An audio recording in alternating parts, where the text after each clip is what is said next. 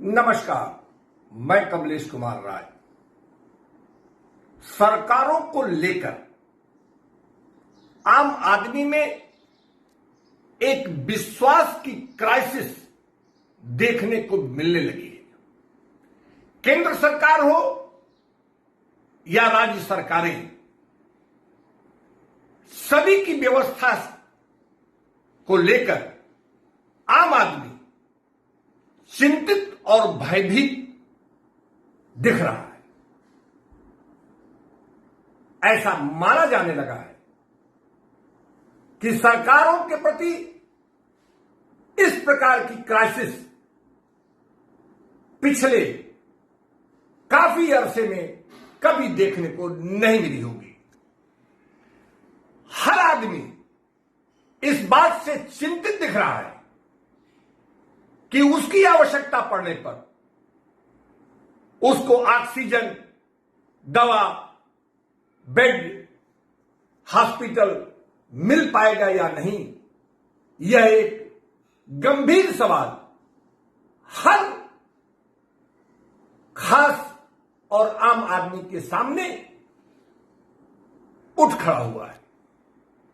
हर आदमी इस बात को लेकर चिंतित है कि सरकारों की व्यवस्था उनकी इस प्रकार की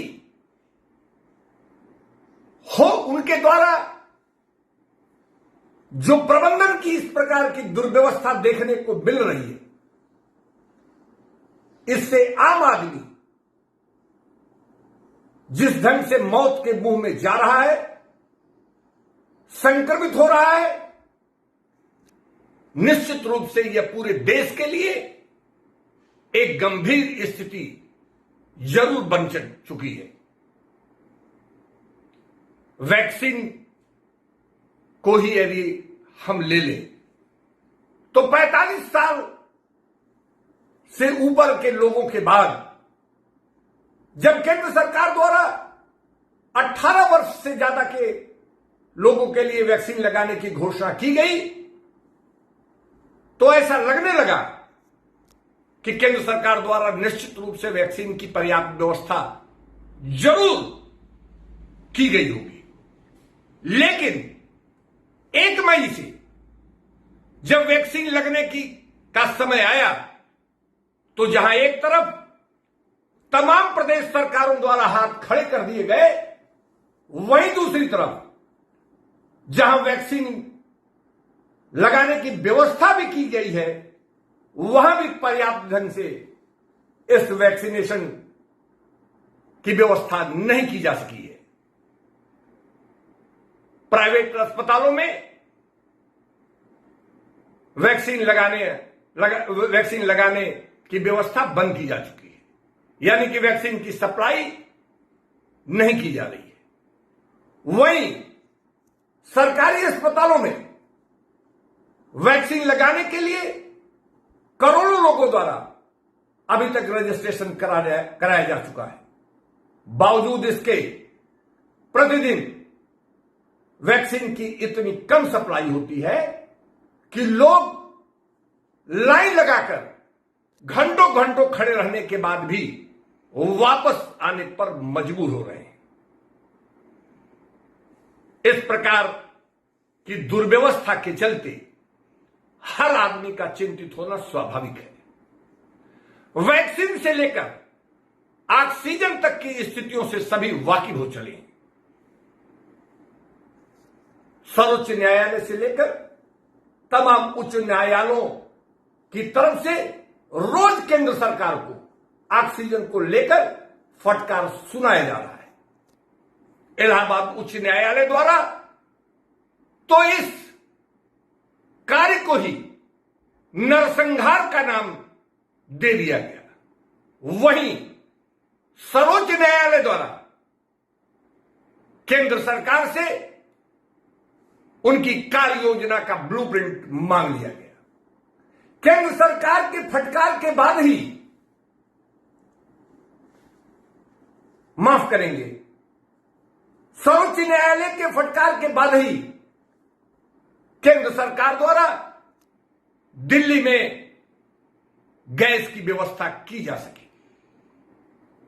मिलाकर हर मामले में, हर गिरती व्यवस्था को लेकर उच्च न्यायालय और सर्वोच्च न्यायालय यदि सतर्कता से काम न ले, यदि कड़ी फटकार उनके द्वारा केंद्र सरकारों को न सुनाया जाए, तो ऐसा लगता है कि पूरी व्यवस्था ध्वस्त हो चली है। कुल मिलाकर जिस ढंग से दिल्ली के साथ साथ कर्नाटक, आंध्रा और तमिलनाडु में ऑक्सीजन की कमी के चलते लोगों को मौत देखनी पड़ी, वह निश्चित रूप से देश के लिए एक शर्मनाक स्थिति जरूर है।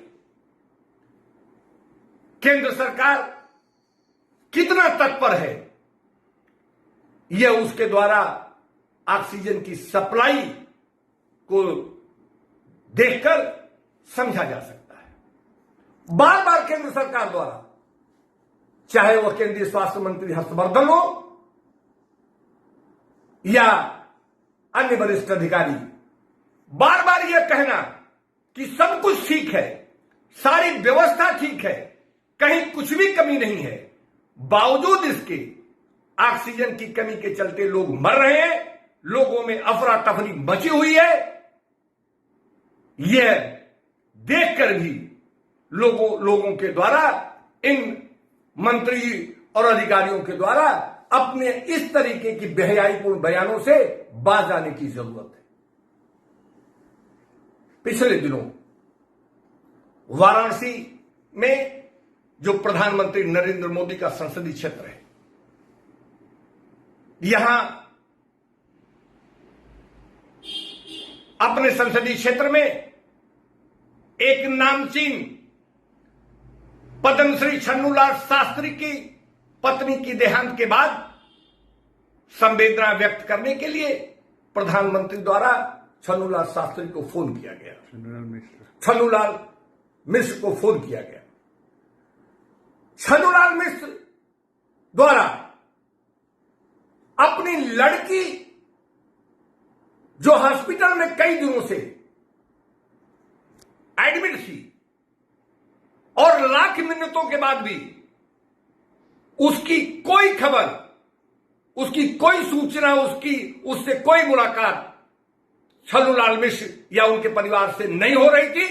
इस पर प्रधानमंत्री श्री छन्नूलाल मिश्र द्वारा अनुरोध किया गया कि कृपया, संवेदना तो ठीक है, लेकिन आप इस बात के लिए हमारी मदद करें कि हमारी लड़की जो हॉस्पिटलाइज है उससे हमारी मुलाकात हो सके, हम जान सकें कि वह किस स्थिति में है।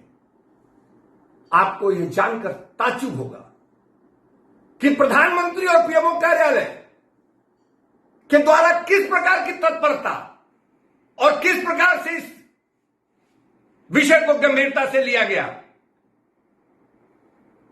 कि छन्नूलाल मिश्र की पत्नी का, छन्नूलाल मिश्र की लड़की का देहांत हो गया, लेकिन प्रधानमंत्री से अनुरोध के बाद सिर्फ और सिर्फ एक बार उसका एक छोटा सा वीडियो उस लड़की का देखने को छन्नूलाल मिश्र के परिवार को नसीब हो सका।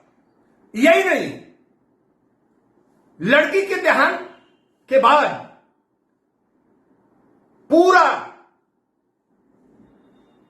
हॉस्पिटल यह बताने में असमर्थ रहा कि लड़की की कैसे मौत हुई, उसको कौन सी दवाइयां दी गई, कौन सी उसकी जांच की गई, जबकि मरने के 2 दिन पहले डॉक्टर द्वारा यह कहा गया था कि 95% लड़की ठीक हो चुकी है और 1-2 दिन के बाद ही वो डिस्चार्ज होकर घर चली जाएगी, और अचानक उसकी मौत हो जाती है।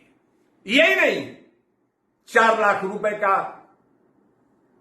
एक बिल भी छन्नूलाल मिश्र को पकड़ा दिया जाता है, जबकि उनके द्वारा अपनी लड़की के एडमिशन कराते समय 1.5 लाख रुपए हॉस्पिटल को दिया जा चुका था। सवाल उठता है कि एक नामचीन और पद्मश्री छन्नूलाल शास्त्री जैसे व्यक्ति के साथ अगर इस तरीके की स्थितियां हैं, प्रधानमंत्री जिसके लिए फोन पर संवेदना तो व्यक्त करते हैं, लेकिन उनके हॉस्पिटल में एडमिट लड़की की कोई व्यवस्था उनके द्वारा नहीं समय पर की जा सकती है, यह बताता है कि हमारी सरकारें, हमारे नेता किस ढंग से काम किया करते हैं। कुल मिलाकर हर विषय पर न्यायालय को सामने आना पड़ रहा है। हर मामले में सरकार को फटकार लगाने के अलावा न्यायालयों के पास भी कोई विकल्प नहीं है। और ऐसा लगने लगा है कि यदि न्यायालय इतनी तत्परता से इस कोविड बीमारी की मॉनिटरिंग नहीं करते तो पता नहीं इस देश में क्या स्थिति पैदा हो जाती। कुल मिलाकर आम आदमी में सरकार की इस व्यवस्था के प्रति जो विश्वास की क्राइसिस हुई है, वह एक गंभीर स्थिति को बताता है। आने वाले दिनों में यदि इस विश्वास की क्राइसिस को सरकार द्वारा कम नहीं किया गया तो यह एक गंभीर स्थिति को न्योता देगा। लोगों में विश्वास सरकार, अपने सरकार के प्रति होना आवश्यक है और सरकार को भी निश्चित रूप से आम आदमी के प्रति सचेत रहना, उसकी व्यवस्था को सुदृढ़ करना और उसमें विश्वास पैदा करना, यह सरकार की जिम्मेदारी है। उपभोक्ता मंच के लिए आज बस इतना ही।